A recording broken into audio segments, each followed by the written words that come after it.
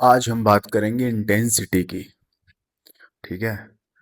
अक्सर ऐसा होता है कि कंपैरिजन शुरू हो जाता है लोगों में कि मैं इतना वेट कर रहा हूँ, मैं इतना स्क्वाट कर रहा हूँ, मैं इतनी बेंच प्रेस कर रहा हूँ, मैं इतनी डेडलिफ्ट कर रहा हूँ। तो क्या होता है ना कि 100 किलो का बंदा जो है वो अगर 150 किलो का स्क्वाट कर रहा है, और वहीं अगर कोई 80 किलो का या 90 किलो का या 70 किलो का या 60 किलो का बंदा है, वो उतना ही स्क्वाट कर रहा है, तो आप दोनों को कंपेयर कर ही नहीं सकते। कंपेयर करना मूर्खता होगी। और जो बोल रहा है कि मैं 100 किलो का है या 120 किलो का है या 125 किलो का है, वो अगर 100 किलो का 150 किलो का स्क्वाट मार रहा है तो बहुत तीर नहीं मार रहा कोई। समझो मेरी बात को। ठीक है। तो क्या कर रहा है, मतलब जो 70 किलो का बंदा है अगर वो 150 मार रहा है, और जो 125 किलो का बंदा है वो भी 150 मार रहा है, तो 70 वाला तो अपने वेट से 80 किलो एक्स्ट्रा लिफ्ट कर रहा है, और 125 किलो वाला सिर्फ 25 किलो खुद से ऊपर मार रहा है। ठीक है। तो दैट्स द गेम। अगर सबके वेट सेम कैटेगरी में हम डाल देते तो फिर ये कैटेगरीज डिसाइड नहीं होती पावर लिफ्टिंग में, है ना। वो कैटेगरी आओ, उठाओ और जाओ, ये हो जाता। ठीक है। तो हमेशा इंटेंसिटी जो डिसाइड होती है, आपका टोटल बॉडी वेट कितना है, चाहे वो फैट हो आपकी बॉडी पे या आपकी बॉडी पे मसल हो, टोटल बॉडी वेट कितना है, फिर आप कितना वजन उठा रहे हो, उससे आपकी इंटेंसिटी डिसाइड होती है। अब क्या होता है कि अगर किसी 70 किलो वाले बंदे ने 160 का स्क्वाट किया 2 रेपिटेशंस पे, वहीं जो बंदा 120 किलो का है उसने 160 का किया 3 रेपिटेशन पे, स्टिल जिसने 2 रेपिटेशन किया है ना 70 किलो के बंदे ने, वो जीत चुका है इस गेम को। ठीक है। क्योंकि वेट का मार्जिन देखो आप, है ना। अगर 125 किलो वाले बंदे को जेन्युइनली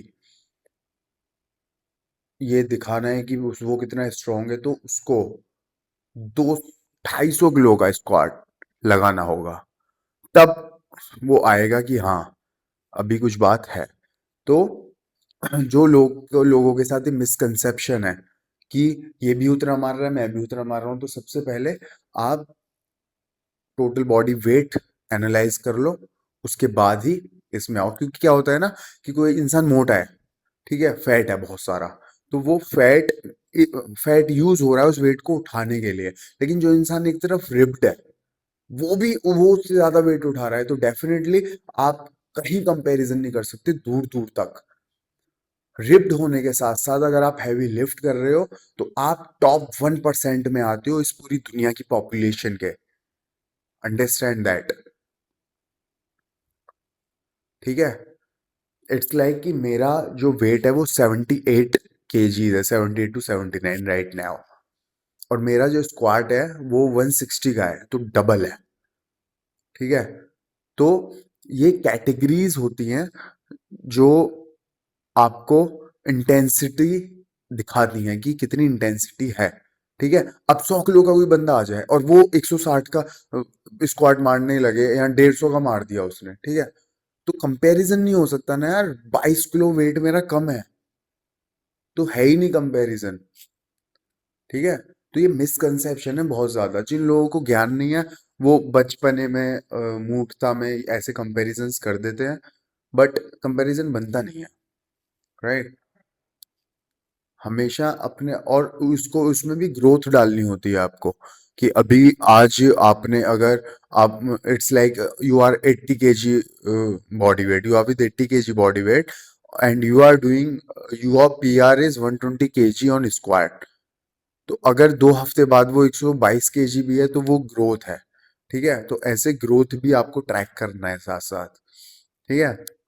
तो पावर लिफ्टिंग का गेम जो होता है वो ऐसी ही कैटेगरीज में डिवाइड होता है। होप आपको समझ आया होगा इंटेंसिटी का क्या खेल है, और कंपैरिजन कहाँ करना चाहिए और कहाँ नहीं करना चाहिए। इजाजत चाहूंगा। Stay safe, take care of your self and your family, say no to drugs, over and out.